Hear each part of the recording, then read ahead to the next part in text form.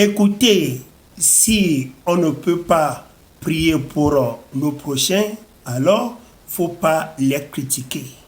Si on ne peut pas aller à genoux pour intercéder en faveur de nos prochains, alors faut pas mal parler derrière eux et faut pas les haïr. Ce que nous remarquons est que si il y a un frère dans l'église qui a commis de l'erreur, au lieu d'aller à genoux, de prier pour lui et intercéder pour lui, on ne veut pas le faire. Tout de suite, on se met à le critiquer. S'il arrive qu'un vrai pasteur commet de l'erreur, au lieu d'aller à genoux pour intercéder en sa faveur, on ne veut pas le faire.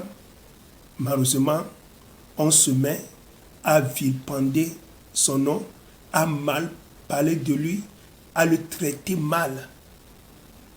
Quand nous le faisons ainsi, sachant que cette mauvaise manière d'agir ne vient pas de notre Dieu. Quand nous allons lire la Bible dans le livre des Galates, chapitre 6, au verset 2, la Bible nous dit « Portez les fardeaux les uns les autres et comme ça, vous accomplirez la loi de Christ. » Vous voyez? Donc, c'est lorsque nous sommes en train d'intercéder, de prier pour nos frères et sœurs qui sont dans les erreurs, nous sommes en train d'intercéder en leur faveur. C'est de cette manière qu'on accomplit la loi de Christ. Mais lorsque tout de suite on va se mettre à critiquer la personne, à l'accuser, à mal parler de lui, à pratiquer la médisance contre la personne, veut dire que comme ça, on n'est pas en train de faire la loi de Dieu.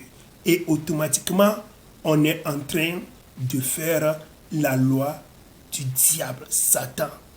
Vous voyez? Donc, si jamais un frère a commis de l'erreur, ne le critiquons pas. Ne parlons pas mal de lui, mais prions pour lui.